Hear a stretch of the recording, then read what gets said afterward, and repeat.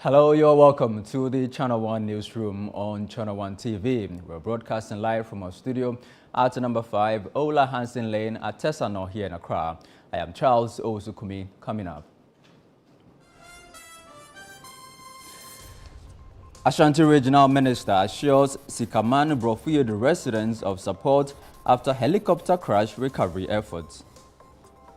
We are taking their database of all the youth who helped us on the incidents of the plane crash, and you're going to reach out to them, okay? Even that process has started already. Myself, I'll make sure, because if I don't go there personally, I'm sure it will become a news as well. Also coming up, Youth Employment Agency to raise sanitation module allowances by over 300% after Zoom Lion contract suspension. And so in any future contract we are going to go into, I would not pay any beneficiary less than the minimum wage. We are looking at having a close to 300% increment in their payments. And Kofi Edu Dumfe elected Ashanti GJ Regional Chairman after rerun victory. I should say now and here that there's a new dawn for journalism and media practice here in the Ashanti region. We will not relent in our efforts to change the dynamics and the fortunes of Ashanti GJ. Later on the Channel 1 Newsroom, 13 pick forms to contest Tamale Central by-election after MP's death in helicopter crash. We close nominations on Tuesday. Saturday, today's week, we'll be having vetting. And once the vetting is completed, by Tuesday, the 8th, the elections will come off on the 6th of September. Coming up in Channel 1 Business.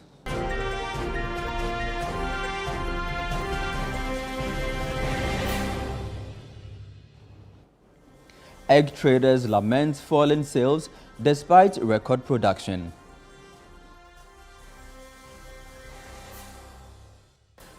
And in Channel 1 Sports.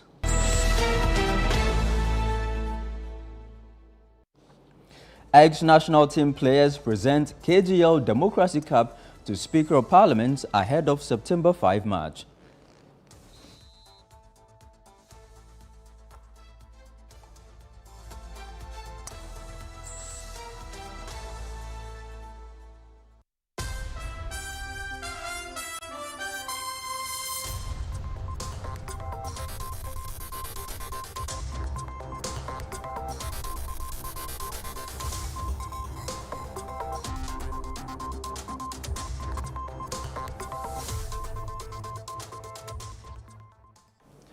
Grateful to you for choosing our channel. Let's begin the bulletin with crime, because one more suspect has been arrested in connection with the murder of 38-year-old immigration officer Stephen King Amwa. Rachel Langman was in court for us and reports.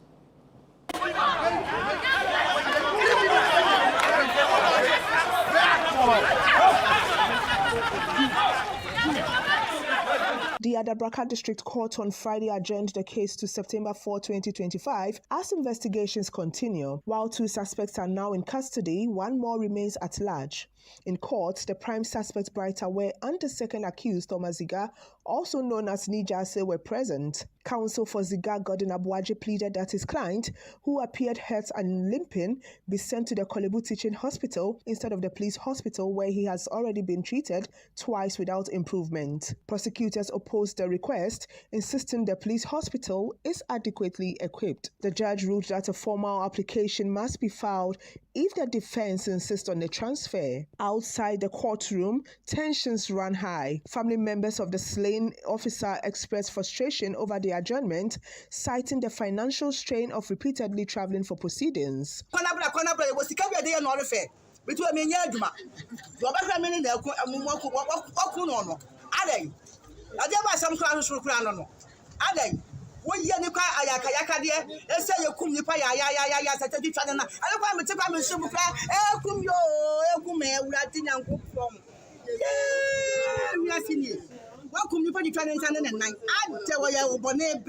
The funeral arrangement was supposed to be done coming September 7th, but due to Asante, the grandmother's death, we can't proceed with that. So a new date will be communicated to I'm pleading with the court that they should prevail justice for my late uncle. Ghana wo ma che no na bu na nkrofo no mo wa ha wo mo hihye mu no ya hu wo mu nyina na yen no ya nya mmere se de wo mu hwanti se ye nipa bi case hu na se bibi to na ye beba wo mu so ya ntwen police enti giga nkrofo wo mo hihye ha wo mo ma police fo sika se wo mo nya ne mo no ho ba ne yemfo obunko no ya hu obi ya ba ye pese wo mo ti ase se ya hu nipa bi hu gunsu gunkra sa nkrofo ne ye beka wo mu so ye nya yize ye nya mmere sa se ye enkra ha tibinkum ye nipa no ento ya mo mate asese neko se wo mu nim na so wo se nipa kum no wo kum wo twetwa na ntwinam to wo kum nipa ya mo mate asese enye ye nipa biem. Meanwhile, the funeral of the late officer has been postponed due to the ongoing ban on funerals in the Ashanti region until the burial of the late Ashanti Hima Nana Amakonedu Yadom III. One more person has been arrested in connection with the alleged murder of 38-year-old immigration officer Stephen Kinamwa. The court has adjourned the case to September 4. Reporting for Channel 1 News, I am Rachel Engman. Away from that, Ashanti Regional Minister Dr. Frank Amoako-Hene has appealed to residents of Sikaman Brofiedu to remain patient as processes are underway to provide support to individuals who assisted in carrying the remains of the 8 victims from the recent helicopter crash site. This follows concerns by locals who say they feel neglected by government despite their role in recovering and transporting the bodies from the crash site to their community before they were conveyed to Accra. Channel 1 News' Middle Belt Bureau Chief Hafiz Tijani reports. On August 6, 2025, some locals of Sikam and Brofiedu abandoned their farms and joined security personnel at the crash site to help retrieve the remains of the 8 victims. The helicopter, which crashed deep inside the forest, was carrying 8 individuals, including Dr. Edward Omani Buama and Dr. Ibrahim Murtala. Residents who assisted in carrying the remains say they have since been ignored by the authorities. Responding to the concerns, Dr. Amoako-Hene assured that arrangements are being made to duly recognize and appreciate the efforts of the residents. We are taking their database of all the youth who helped us on the incidents of the plane crash, and you're going to reach out to them, okay? Even that process has started already. Myself, I'll make sure, because if I don't go there personally, I'm sure it will become a news as well. So myself, I'll go there together with the DCE for the area. Appreciation, definitely we will show appreciation. And other job opportunities that we have discussed with the central government, to make them available to them. So yes, we applaud them and thank them for their work. Just that they needed to give us time. I mean, at the time that the complaints were coming, we were actually even finding ways to bury our gallant compatriots. So we have reached out to them and we work something out for them. Dr. Amoako-Hene, who also chairs the Ashanti Regional Security Council, further noted that security officers will continue to be deployed to emerging hotspots in WASSCE, even though calm has largely returned. Security presence has been heightened in the Asakorimompo municipality and WASSCE following deadly shootings that claimed the lives of a local chief and a 60-year-old man. As and when we identify new hotspots, we do the deployment as such. But definitely when you go into town, you realize that there are still security presence among others. Maybe the areas that you used to see them, you may not see them there because we have identified some new security hotspots. But by and large, after these interventions by RECSEC and the Interior Ministry, we have been able to have a good control over the security situation in the region. So we are safe. The minister stressed that officers will continue to monitor the situation to prevent further unrest.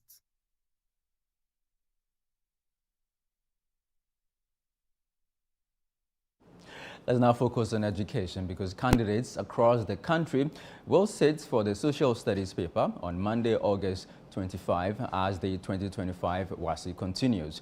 Over the years, concerns about exam leakages, malpractice and logistical challenges have dominated public discussion. But WAEC says new measures are being put in place to safeguard the integrity of this year's exams. We're joined via Zoom by the Public Relations Officer for WAEC, Mr. John Kapi. Grateful to you, Mr. Kapi, for joining us here on the Channel 1 Newsroom. What is WAEC's assessment of the practical session of the exam that's just ended? Good evening and thanks for having me. By our assessment, we think that we have been able to acquit ourselves creditably because all the practical sessions have gone on very well. We have not received any reports from any quarters about any candidates who were unable to take the exam as a result of a shortage of question papers or absence of logistics. Okay. Now, the major written session, begins on Monday. How prepared is WAEC for that social studies paper on Monday? WAEC is absolutely prepared. We usually have our pre-examination activities in terms of printing, packaging, and dispatching of question papers to all the examination centers, examination depots. As we speak, all the examination depots have received their questions. We have personnel who are in the field, and so everything is set for the examinations on Monday. Well, Mr. Kapi, leakages and malpractice has in the past overshadowed your examinations, especially the WASSCE exam. For this very one, you say there are new safeguards. What are these safeguards that you are introducing? Well, maybe let me correct a certain misconception. First of all, when we talk about leakages, we are talking about situations where question papers are out there maybe 12 or 24 hours before the commencement of the examination. Okay. But what we've observed in the past few years has been the fact that when the examinations begin, people take snapshots and then post them on social media platforms. These are things that we are looking to ensure that they become a thing of the past. But then when we talk about examination malpractices, yes, these are happenings that we are not happy about. We have held stakeholder engagements across the country. We've invited major stakeholders who are involved in education and spoken to them about the menace of this examination malpractice and the fact that there's a need for us to put an end to it. Now, besides the stakeholder engagements that we've also held sensitization sessions with examination candidates across the country, just to ensure that everybody knows what they can do and what they cannot do under examination conditions. Okay. Now, in the course of the conduct of the examination itself, we are deploying a number of our staff to monitor all the examination centers across the country, just to ensure that sanity prevails. We also have personnel that we've trained specially for monitoring who have also been dispatched. The Ghana Education Service, thankfully, is assisting us to monitor the examination centers. Then we have also the NIB. They have also been very, very helpful. They're also going to go out there, and whatever they observe, they'll draw our attention to it. So basically, we've tried our best to ensure that we bring people up to speed on the menace of this canker of examination malpractice and the need for us to work together concertatively to ensure that we are able to, nip it in the bud. Well, you mentioned the use of mobile phones to take snapshots of these exam question papers. The Education Minister recently proposed a review of the use of mobile phones by invigilators. What is WAEC's position on this? Our position about mobile phones has not changed. Supervisors, invigilators are not allowed to use mobile phones in any examination hall or around the examination center. So at the center, for example, once you arrive there as an invigilator, there's a place where the phones are supposed to be kept, and you can only access them after the examination. These are rules that we have been using. Some people have not observed them, that is true, but then we have strictly told the supervisors to ensure that they adhere to this rule, just so that people don't get the opportunity of taking snapshots. Thankfully, the Ghana Education Service has come up to assist us. They have indicated that any teacher who is found culpable will be held responsible, will be dealt with severely. And so it's our hope and our belief that anybody associated with the examination would desist from carrying on them any mobile phone with which they may want to take snapshots and then post them on social media. All right, Mr. Kapi, we know that in our country, some areas are very hard to reach. Are there any contingency plans to ensure that exam materials and personnel arrive on time? Yes, we have. Usually we'll try to do our dispatch no less than 3 days to the day of the examination, just so that we are sure that we are within time for the examinations to commence. As we speak, we have not received any indications of any of our roads being unmotorable, or that maybe as a result of floods or heavy rains, our vehicles are unable to go anywhere. But then our branch controllers, those who represent us in the regions, are on standby, and they are on alert as and when there's a need for us to look at alternative ways of reaching some of the difficult to reach areas. We are prepared to apply other ways of reaching those areas so that the candidates will also have the opportunity of writing their examination. Okay, I mean, we know that in the past, I mean, WAEC has had issues with government indebtedness. Are you saying to us today that you are financially prepared to undertake this exam smoothly? Yeah, when it comes to our job, we do the job in stages. We have had the moderating meetings. Thankfully, all the personnel who came to assist have been paid. We also have the printing process, all the logistics that are needed, all the raw materials in there for printing were provided, and so we're able to print. We've been able to dispatch our staff also to go and ensure that they are able to, conduct the examinations as expected. So for now, I would say that government has made provision for us to be able to go through all the stages of the examination. As we speak, I think about 2 weeks ago, we promised that we're going to pay the remainder of the amount meant for the conduct of the WASSCE. Okay. Unfortunately, I've not cross-checked with the Director of Finance, but for now, yes, we have money to be able to conduct the examination without any hitches. Before you take leave of us, Mr. Kapi, what is WAEC's final message to these students preparing for that social studies paper on Monday? Well, our advice to the candidates is simply that they should try and do independent work as much as possible. They should desist from attempts to send in mobile phones. They should also avoid subscribing to these rogue websites that are posting questions that are not real. They should also avoid soliciting support from people, whether they are invigilators or whether they are people who are simply passers-by. The candidates should just go in there and do whatever they can and leave the rest to WAEC. As far as our invigilators and supervisors are concerned, we have had them sign another undertaking to ensure that they adhere to the rules of the examination.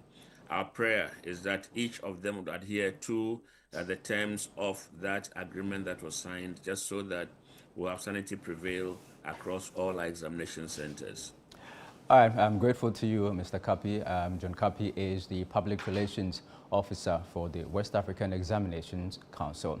Away from education, let's head back to the Ashanti region because Kofi Edu Dumfe has been elected as the new Ashanti Regional Chairman of the Ghana Journalists Association after securing 20 out of 31 valid votes in a closely contested rerun held on Friday, August 22. Speaking after his victory, Dumfe urged journalists in the region to remain united and rally behind his leadership to drive positive change within the association.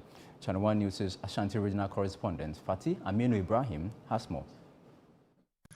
The Election Disputes Adjudication Committee ordered a rerun of the June 30, 2025 election after a petition filed by one of the candidates challenged the outcome. In the initial poll, Dumfe narrowly won by a single vote, securing 16 ballots against Georgina Ama Ankome's 15. But in the rerun, He widened the gap, claiming 20 votes to Ankoma's 11. All 31 ballots were declared valid with no rejections recorded. Addressing members after his decisive win, the chairman-elect pledged to transform the regional branch within 6 months. He appealed for unity and collective effort in achieving meaningful reforms for the GJA. I've always said that it's Godspeed, and indeed, this is what the Lord has done. It shouldn't have been this way, but it is what it is.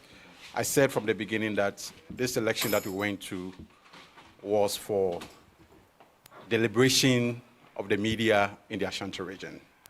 And I should say now and here that there's a new dawn for journalism and media practice here in the Ashanti region. We will not relent in our efforts to change the dynamics and the fortunes of Ashanti GJA.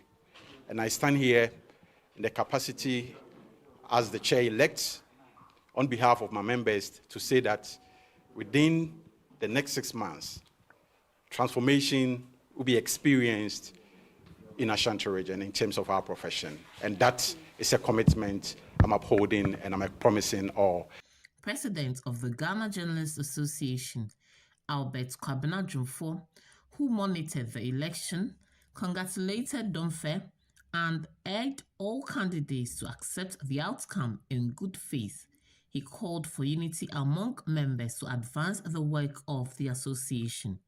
He also assured the national leadership will collaborate with the new executives to secure a permanent office space for the Ashanti region branch of the Ghana Journalists Association.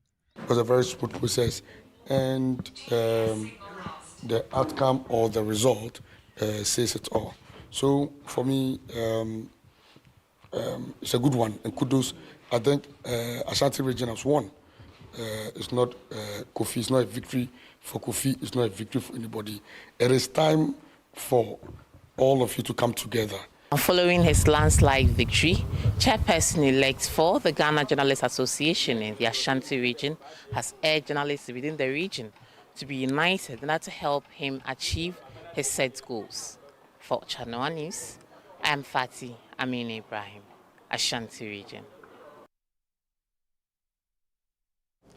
Now, still on elections, 13 prospective candidates have so far picked nomination forms to contest the Tamale Central Constituency parliamentary seat, which became vacant following the tragic death of the sitting MP and 7 others in a helicopter crash 3 weeks ago. Channel One News' Northern Regional correspondent Shawana Yusuf has more. Among those who picked up forms are a former mayor, 2 lecturers, a diplomat, and other notable figures, with 3 of the aspirants being women. The nomination process, which spans 3 days, opened Friday, August 22nd, 2025, and will close Sunday, August 24. Filing and submission of completed forms is scheduled for Thursday, August 28, from 8 a.m. to 5 p.m. Some aspirants expressed optimism for a transparent process in selecting a replacement candidate for the Tamale Central seat. Setting the standard so high, we expect someone who would step in his shoes. We know that it will be difficult to actually do exactly what he did, but at least something closer to that. Prof. Sedu is someone we have come a long way with, being someone who supervised Honorable Mutale's thesis in his PhD work. You understand that to supervise someone, come out with such an impeccable work that is at the Library of University of Ghana. I'm picking the form for my sister, who is in the person of Mariama Nama Salfo. She is the daughter of the late Paramount Chief Yerizolina Salfo. I believe that she's the right candidate for Tamale Central because she has the potential, the ability, and the patience to deal with people, especially women. Others, however, believe their close association with the late MP places them in the best position to succeed him. Only thing that scares me when I go to sleep is death. And death is not the only thing that scares me. What scares me more is whether I am going to bed with the guilt of other people in my heart. Nothing should scare a person who is determined. someone who have come from far from nobody to become somebody. Nothing can easily scare someone who is determined to make a difference. And I can tell you, this contest is my contest. Even if you go do your pool and you put someone on top, definitely you mention my name. Before I raised that, they called on us to be measured in our campaign, and maybe they have seen one or two concerns. That is why they are calling for us to be measured in our campaign. So, and that is why I also brought that up. Currently, as we speak, we have some constituency executives moving around with an aspirant name, trying to push a certain agenda that is not true. So all we seek is a free and fair election. Regional party executives have meanwhile urged all aspirants and their supporters to conduct a clean and decent campaign ahead of the primaries. We close nominations on Tuesday. Saturday, today's week, we'll be having vetting. And once the vetting is completed by Tuesday, the 8th, the elections will come off on the 6th of September. For Channel 1 News, my name is Shawana Yusuf, reporting from the Northern Regional NDC Party office here in Tamale. Now, the Chief Executive Officer of the Youth Employment Agency, Malik Basintale, has announced plans to raise allowances for beneficiaries of the agency's sanitation module by more than 300% under a new waste management agreement. Now, this move follows the suspension of YEA's contract with Zoom Lion Ghana Limited, which had been paying beneficiaries 258 cedis, an amount widely criticized as inadequate. Addressing journalists after appearing before Parliament's Public Accounts Committee, Malik Basintale says a committee has been tasked with review tenders to select a new waste management service provider. Our parliamentary correspondent, Ni Ayukoyokai, reports. The management of the Youth Employment Agency, YEA, under the Ministry of Youth Development and Empowerment, appeared before the Public Accounts Committee of Parliament on Friday to respond to infractions cited in the 2024 Auditor General's report. The committee expressed concern over a 72% increase in rent paid by the agency for its office accommodation between 2023 and 2024 to a private firm, K&A Developers Limited. In 2022-2023, you paid 3 million. 2023-2024, you had an increment of about 76%, and you still went ahead and paid this money without raising queries to the ministry, without going back to your mother ministry, without going back to the presidency to complain. Is it because you had the money? I mean, the money was in your account, so you felt that you pay for it? Mr. Chair, in fact, when the bill came, we went back to the ministry, and the ministry told us that they handed over the facility to K&A, so there's nothing they could do about it. And K&A was ready to eject us from the building. We didn't have any option than to pay. Respectfully, there was no negotiations, there was nothing. Just because they told you if you don't pay, we'll get you out. But put yourself in this situation. If your landlord have handed over the building to a facility management company, and we are increasing rent by 72.5%, would you have accepted it? 72.5% within one financial year, would you have accepted it? Mr. Chair, why we don't know K&A? K&A came from the Ministry of Works and Housing. K&A came from Ministry of Housing. Works and Housing, Mr. Chair. Works and Housing. So Works and Housing, when they come, they will have to let us know who K&A developers are. Because this thing doesn't make any sense. The CEO and myself have engaged with the Chief of Staff's office in respect to permanent accommodation for the YE, and we are working on that. And so I believe in due time we will report to this August House what plans have been made and what facilities have been allocated to us so that the YE can move into a more permanent premises, and then we'll do away with different issues. Speaking to journalists after the proceedings, the Chief Executive Officer of YEA, Malik Basintale, disclosed that governments will propose a 300% increment in allowances for beneficiaries of agency's sanitation module in any new waste management contract This comes after the suspension of YEA's contract with Zoom Lion Ghana Limited over concerns that beneficiaries were receiving as low as 258 Ghana cedis. I took over office. Remember that I had to swear by my late father's grave that we're not going to sign any contract that will pay them 258 cedis.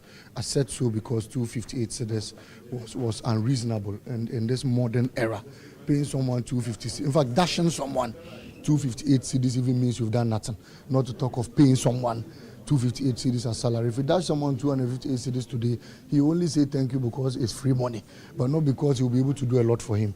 And I said I was not going to pay them, and I still stand by that. And so in any future contract we are going to go into, I would not pay any beneficiary less than the minimum wage. We are looking at having a close to 300% increment in their payments, and that is assured.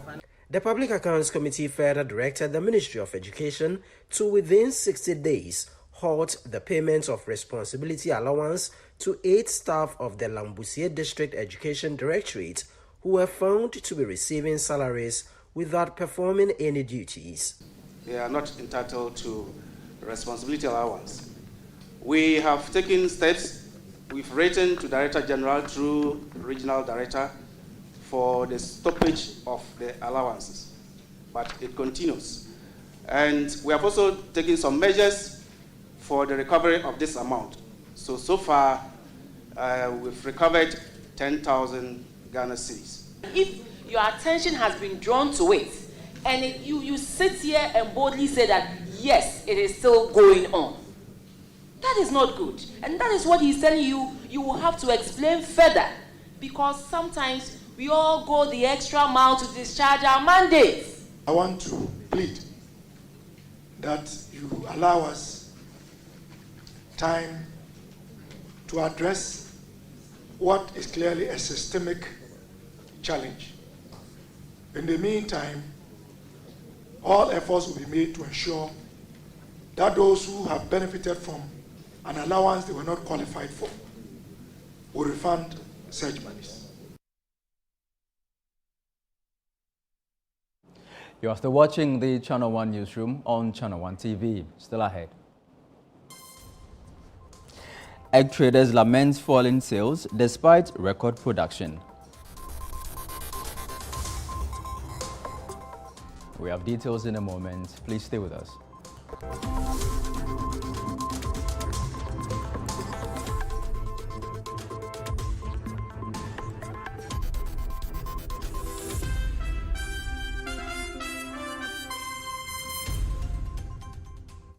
You've seen nothing yet. This Big Brother Naija Season 10. It's 10 times the drama, 10 times the rivalry, and 10 times the game. This is certified. No zero, no minus. Big Brother Naija Season 10. Showing 24/7 on DSTV and on GoTV. Gold sponsor, Guinness. Hey Ghana, so you people know Miss Brother Man Small. If you knew, it's your boy. Kill them all, kill them all. But this time, I'm not only killing mosquitoes, I am killing the greats. See? This wouldn't have been possible if I didn't have the perfect mosquito-free atmosphere. Thank you, Out Insecticide. And yeah, Out Mosquito Coil. For a mosquito-free atmosphere, trust Out to... You are not serious. Out Insecticide. So ya boa faha.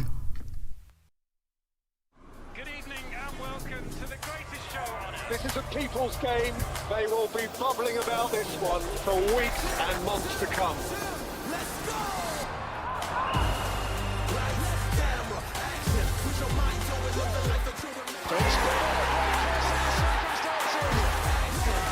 It's on SuperSport all season long. Pay your subscription today. Dial *759#. Available on DSTV and GoTV. In a world filled with challenges, we all need guidance, hope, and a lifeline to anchor us. This is Lifeline, and I'm your host, Fred Crunchy Mensa. from social issues, relationship challenges, and family matters. Lifeline is here to inspire, uplift, and guide you on your journey. Where we give you support, where we hold your hand through the valley and through the thick and thins of life. Join Bishop Fred Crunchy Mensah. I welcome you especially to Lifeline. Every Tuesday and Thursday at 10 p.m. right here on Channel 1 TV. Let's walk this path together, strengthen our faith, our families, and our lives. Lifeline, because every soul deserves a guiding light. Tune in to Lifeline on Channel 1 TV and let's grow together.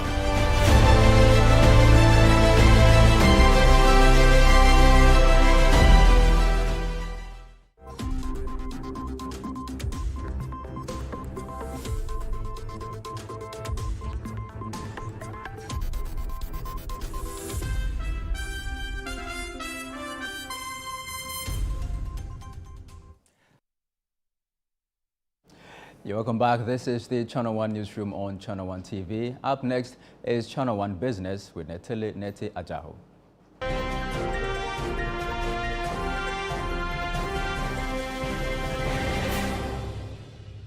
Channel 1 Business is brought to you by MTN and EcoBank.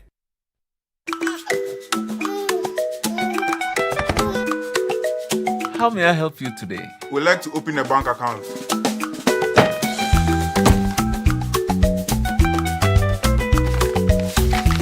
Sign here, sign here, sign here, and here. And now you draw direction to your house. I need your thumbprint. And I'll need your birth certificate too. No, I need the original. A lot has changed since you banked like this. So have we. We've made it easier than ever to open an account online and bank on the go through our mobile app, online banking, and more. EcoBank, a better way to bank your way. Sign here, and here. EcoBank, the Pan-African Bank. Hello, Natalie. Hello, Charles. You're welcome. Thank you. How are you? I'm good, and you? I'm all right. What do you have for us? Apparently, there's a lot of egg on the market, but because of high prices, the traders are complaining. And the farmers are also saying that... why don't they just reduce the prices? The farmers are saying that because of high cost of feed, they can't also reduce from their end. So what will happen? The eggs will go bad? That's the problem. All right, take it away. Okay.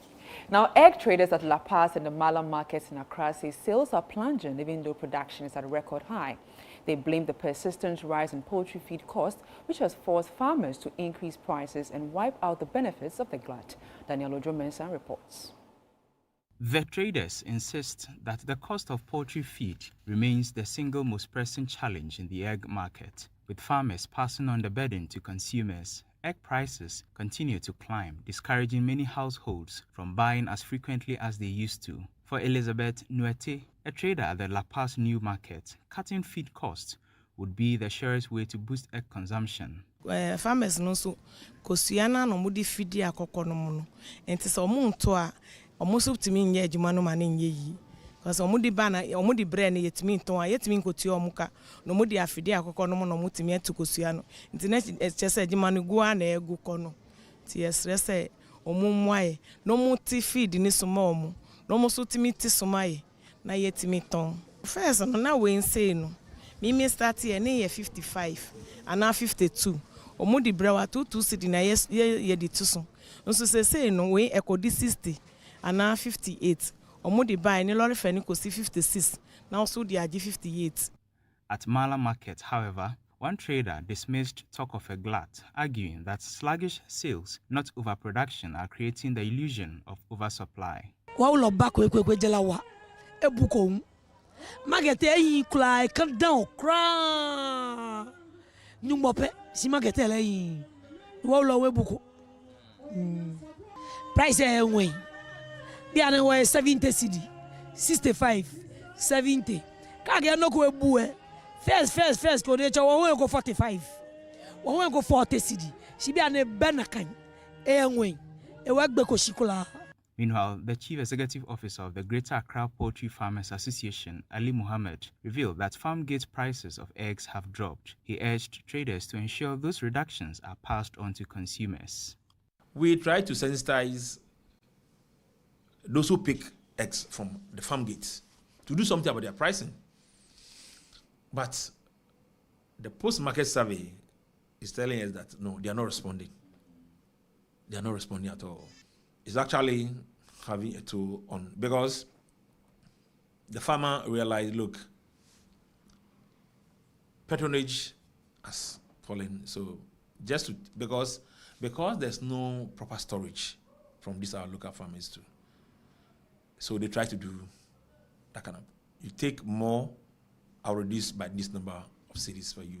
But there is, for the market women to also reduce it at the market. The Greater Accra Poultry Farmers Association is urging traders to let the egg glut crack down prices for consumers. For Channel 1 Business, I am Daniel Udro-Mensah.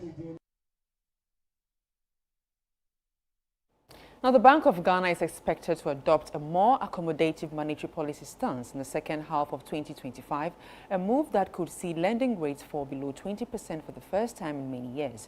According to Data Bank's latest Ghana market outlook, the central bank is likely to pivot towards a dovish position as inflation continues to ease. Here is more.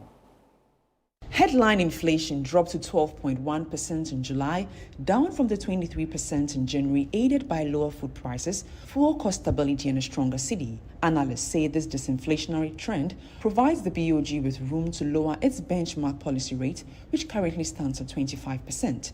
Market watchers anticipate a 200 basis point cut in November, provided that inflation continues to move closer to the central bank's medium-term target. The move is seen as a critical step in boosting economic activity after years of tight monetary conditions that constrained access to credit. Businesses, especially SMEs, have long complained about the high cost of borrowing, which has eroded profits and slowed expansion. However, analysts caution that the central bank may proceed carefully as recent fuel price adjustments and utility tariff hikes could introduce fresh inflationary pressures in the months ahead. If these risks materialize, the Monetary Policy Committee may delay its easing cycle until inflation is firmly on track. Let's now bring you updates on how the cedi is performing on the interbank market.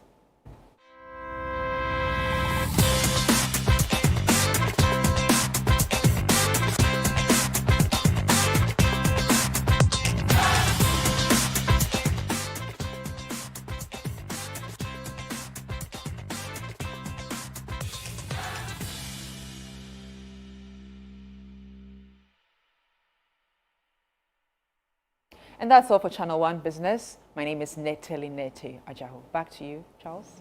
Thank you very much, Neteli.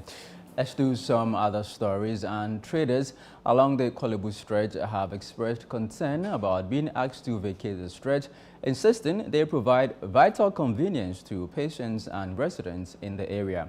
This follows a directive from authorities for all traders operating along the stretch to evacuate by Wednesday, August 27. Channel 1 News' Emmanuel Ayama and Isaac Apiakubi have been engaging the traders and filed this report.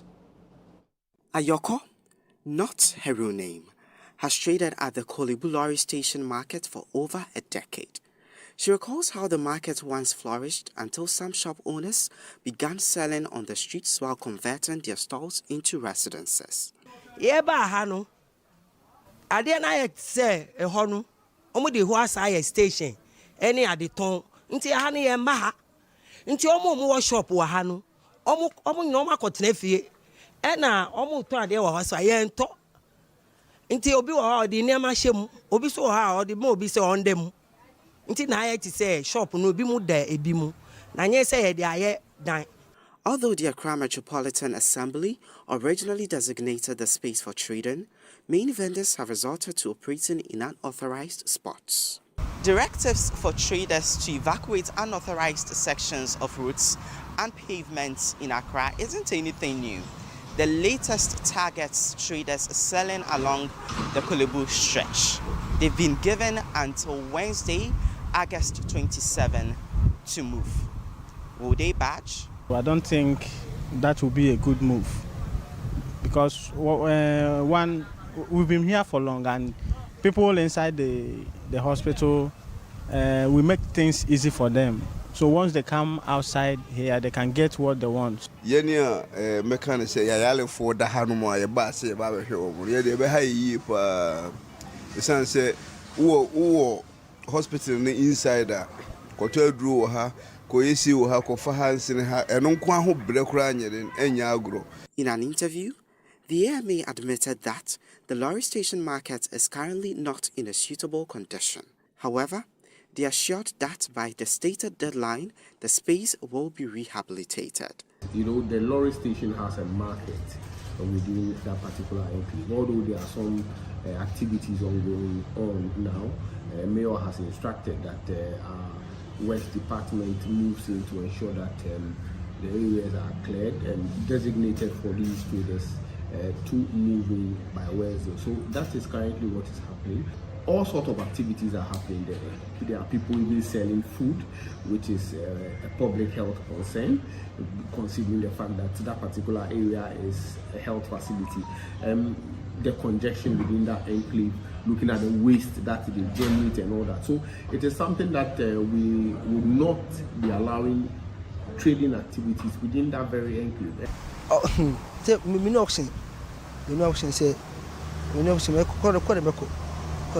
Well, some traders have agreed to move and others are quite reluctant. With just some few days to meet the deadline, will they comply? Only time will tell. Reporting for Channel 1 News from Korle Bu in Accra, I am Manuel Ayama. Now, traders in the Ashanti region say business remains slow despite reducing prices, blaming the slump on customers' reluctance to buy in bulk amid expectations of further cuts. Many shoppers, they note, are still holding out for additional reductions following the city's recent appreciation, which has already forced prices downward. Channel 1 News' Ashanti regional correspondent Doris Lonta reports.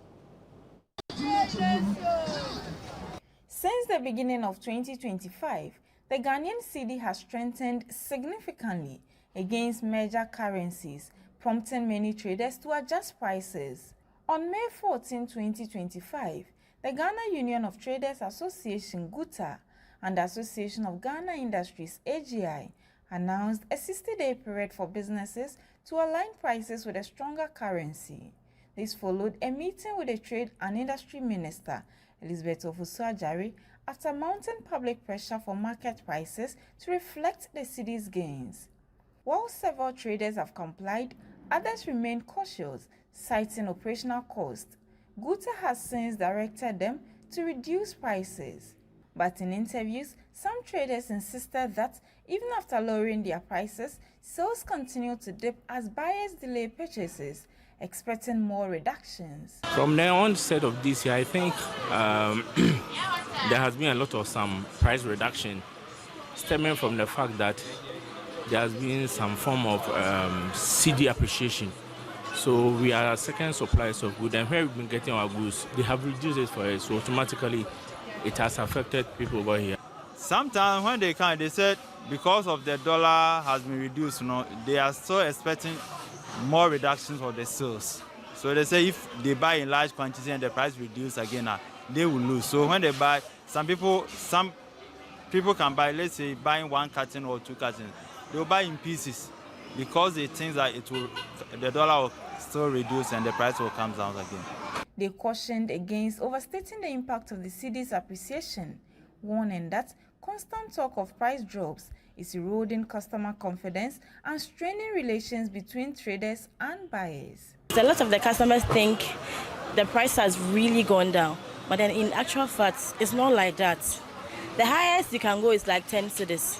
So when they come, they ask, and then it's like 3 cedis, 5 cedis reduction. They're like, nah, it's been reduced, so we should reduce it. So I think they're exaggerating the reduction outside, but it's not really like that. Traders in the Ashanti region are lamenting poor sales as customers remain reluctant in making bulk purchases in anticipation of further price reduction.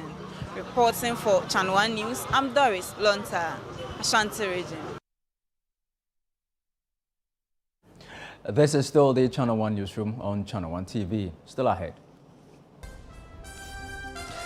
Ex-national team players present KGL Democracy Cup to Speaker of Parliament ahead of September 5 match.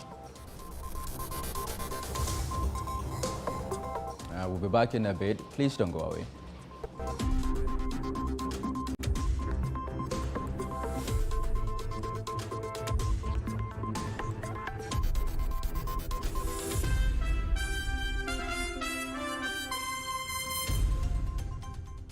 DSTV means choosing. Amazing acting. Face branding while streaming. Front row at the gaming and super fanning while on the going. Winning! Binging and blockbustering. While others are white ricing, you're jolloffing. This looks so good. With something for everyone. Anything is possible when you're DSTVing. Start today with all sorts of packages to match your... In Ghana, West Africa, the mornings are somewhat, if not for the perfect companion. What a good day to start. Another day. It's always smiles knowing we are together. Ooh, what a feeling. Work is always effective with NASCO home appliances. If it not be you, then who go there? No wahala, if the sun is up, we there for your appetite. Never a dull moment to go for something chill. And Nijepa, I want NASCO feel. NASCO, bring home happiness. This is a people's game. They will be bubbling about this one for weeks and months to come. Let's go!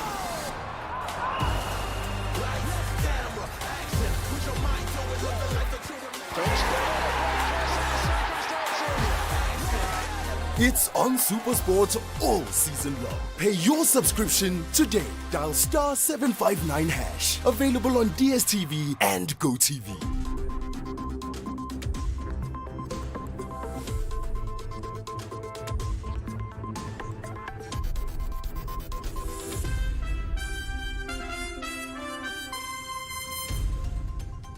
Thank you for staying with us on the Channel 1 Newsroom. Up next is Channel 1 Sports with Bernard Abekwatri.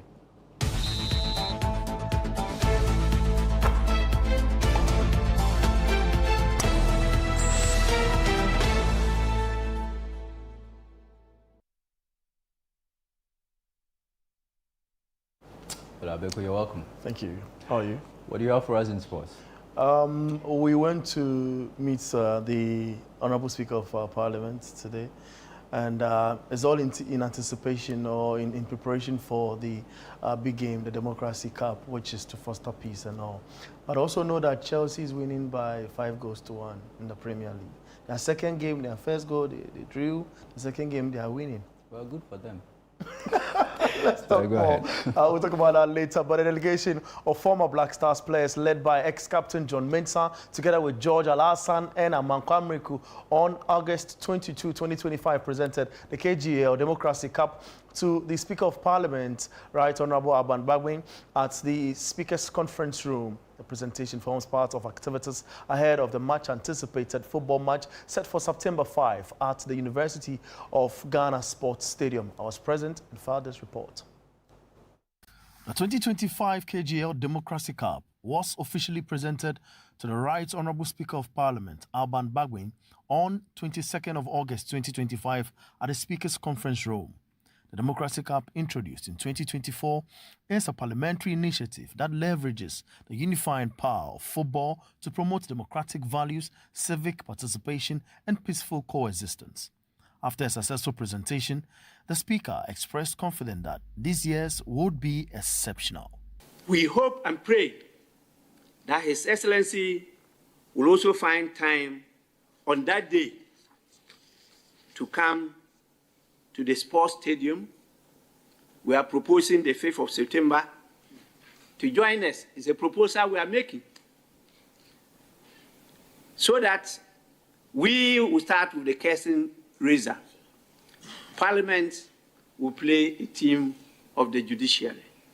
Former Black Stars captain John Mensah believes government have recognized the need to bring on board former players to help change the narrative of football in the country. When they see the way the national team is going, I think they know that there's a little things which is not good, because nowadays, if you see the local clubs, league matches they play, it doesn't function like those days. But I hope if they keep their eyes on it, on the local clubs, I think they can do better for the nation. Yeah. Jeffrey Asari, Deputy CEO of Primeval Media, organizers of the 2025 Democracy Cup, expressed optimism that the occasion will serve as a good omen for the Black Stars in their quest to secure World Cup qualification. The whole Ghana, I mean, if you have the president, the speaker, the chief justice, the people that matter are present, the Ghanaians in general are present.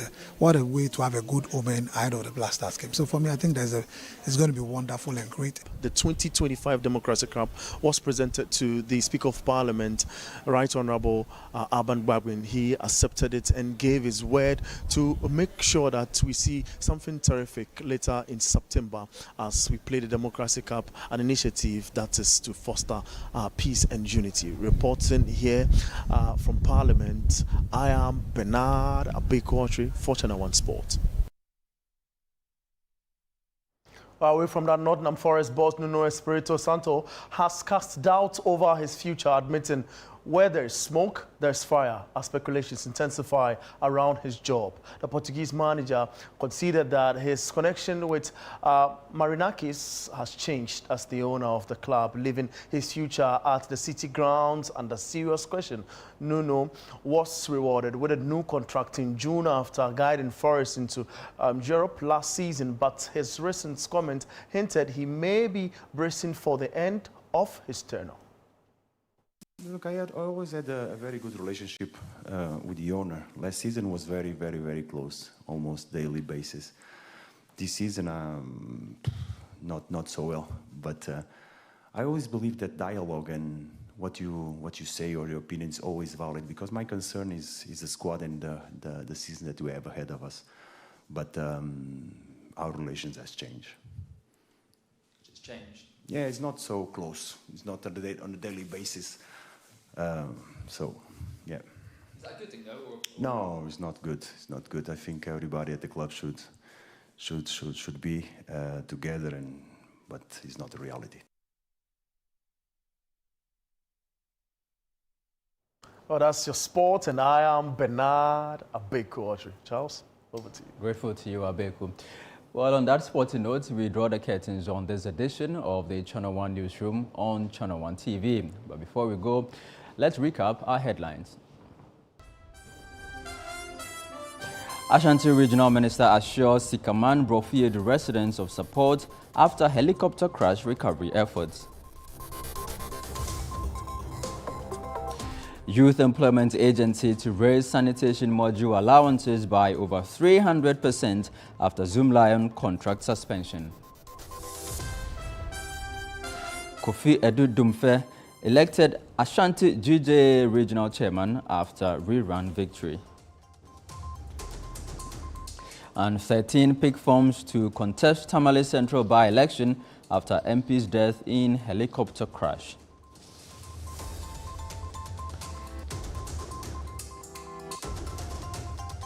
Do visit our website, channel1newsonline.com, for more information on our top stories and more. Subscribe to Channel One TV on YouTube for more exclusive video content from Channel One TV. Download the Channel One TV app on the Google Play Store and the App Store.